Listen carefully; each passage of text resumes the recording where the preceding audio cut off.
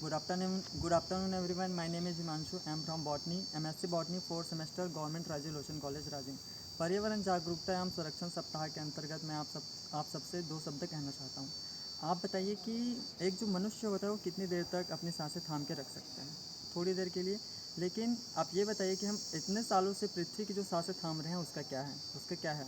कैसे उसकी सांसें थाम रहे हैं? उनके जंगलों को काट कर उनके वन्य जीव जो हैं उनके शिकार करके उनकी लाइफ को प्रॉब्लम में डालकर हम सब उनके जो पर्यावरण हैं उनको पूरी तरीके से डिस्ट्रॉय करते आ रहे हैं। पृथ्वी पर लगभग 30% एरिया ऐसे है, 30% भूभाग ऐसे हैं जिन पर हरे पेड़ पौधे या हरे भरे जंगल उपस्थित हैं, और उनमें लगभग 80% 80% जीव जंतु एवं वनस्पतियों की विविध प्रकार की प्रजातियां पाई जाती है, जिसकी वजह से हमारा जो बायोडाइवर्सिटी है वो स्ट्रॉन्ग बनता है।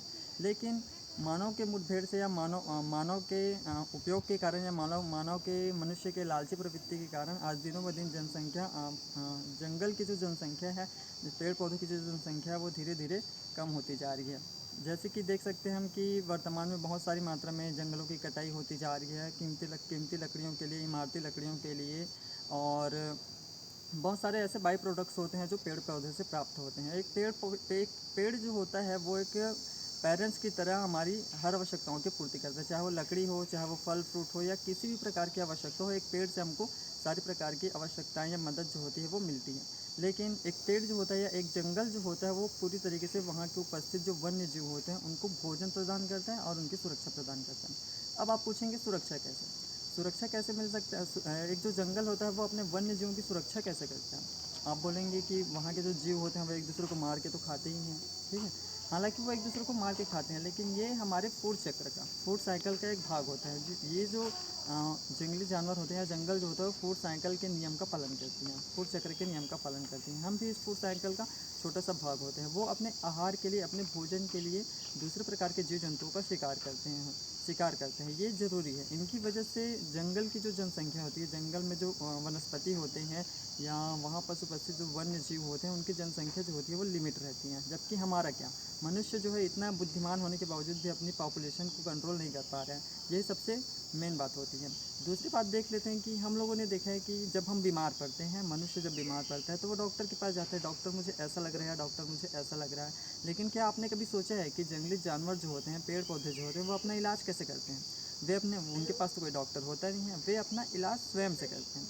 कई बार क्या होता है, जब वायरल या बैक्टीरियल या फंगल इन्फेक्शंस होते हैं तो वे क्या कर लेते हैं, उनके विरुद्ध अपने बॉडी में, अपने सेल्स में एंटीबॉडी निर्माण कर लेते हैं, जिसकी वजह से वो उस वायरस के होने के बावजूद भी या उस इन्फेक्शन के होने के बावजूद भी जीवित रहते हैं। लेकिन कई बार ऐसा होता है कि ह्यूमन अपनी लालची प्रवृत्ति के कारण नेचुरल हैबिटाट, इन जंगली जानवरों को उनके नेचुरल हैबिटाट से बाहर निकाल लाता है, जिसके दुष्परिणाम देखे जा सकते हैं। इसके दुष्परिणाम के बहुत सारे कुछ ऐसे एग्जाम्पल्स होते हैं जो मैं आपको बताना चाहूँगा।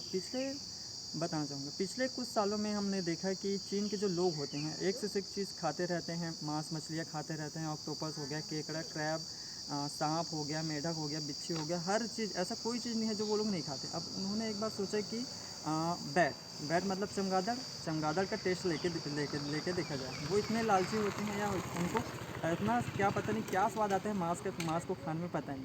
अब उन्होंने क्या कर लिया, चमगादड़ को खा के देखा। अब चमगादड़ में क्या था, कोरोना वायरस था। अब वो जो वायरस था वो उस पर्सन के थ्रू पूरे चीन में फैल गया, और उस चीन के थ्रू पूरे आज देश में फैला हुआ है, जिसके बहुत सारे कोरोना के क्राइसिस हम लोगों ने देखा कि कितनी महामारी फैली हुई थी, कितने करोड़ों करोड़ों लोगों अपने घर से बेघर हो गए, उनको जान गंवानी पड़ी। तो एक तरह से ये क्राइसिस होता है। प्रकृति समय समय पर इस प्रकार के झटके हमको देता ही रहता है, ताकि मनुष्य जो है वो समझ सके। लेकिन मनुष्य तो कभी समझता ही नहीं है।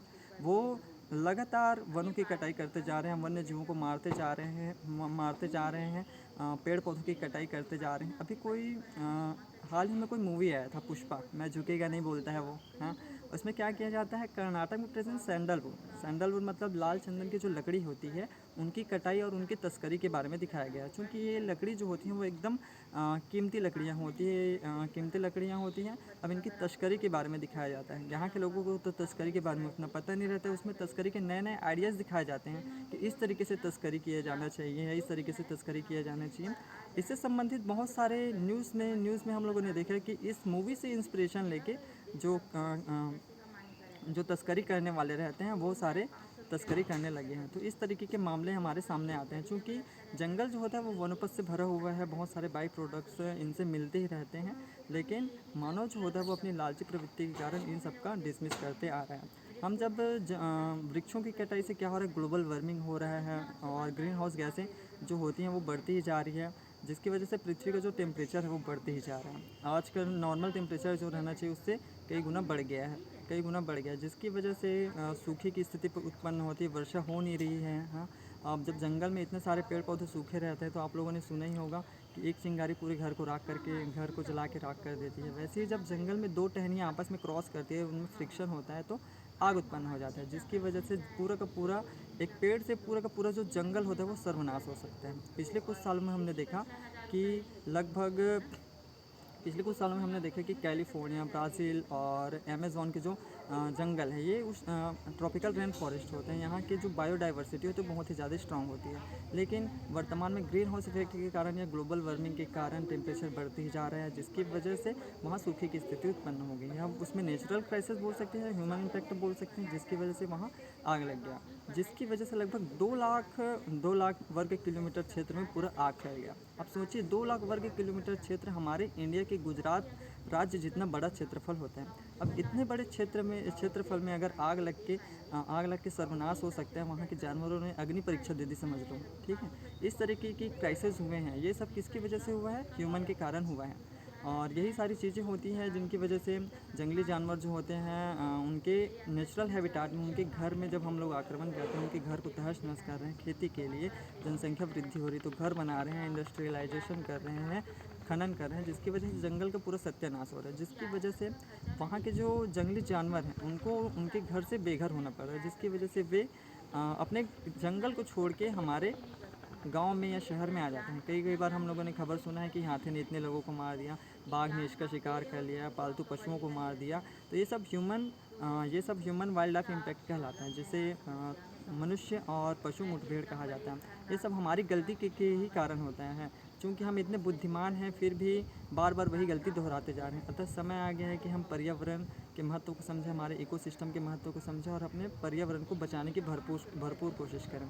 वृक्षारोपण करें, अत्यधिक मात्रा में पेड़ों की कटाई को रोकें, माइनिंग जो है उसको अन्य जगह शिफ्ट करा दिया जाए, इंडस्ट्रियलाइजेशन उसको बंजर भूमि में जाके करना चाहिए, पानी को साफ़ रखना चाहिए क्योंकि जल ही जीवन है। भविष्य में जो जल है वो बिल्कुल कम हो सकता है, जल की मात्रा बहुत कम होती है पीने योग्य पानी की, जो सबसे ज़्यादा नीड होती है। और जितने भी पॉल्यूशन है उनको रोका जाए, ग्रीन हाउस इफेक्ट है उसको कम किया जाए, ग्लोबल वार्मिंग है उसको भी कम किया जाए। तो इस तरीके से हम जागरूकता फैलाकर, लोगों में जागरूकता फैलाकर हम हमारे पर्यावरण को बचा सकते हैं, जिसकी वजह से किसी भी प्रकार की कोई समस्या नहीं आएगी और इस पर हमें हमेशा कार्यरत रहना चाहिए। Thank you so much.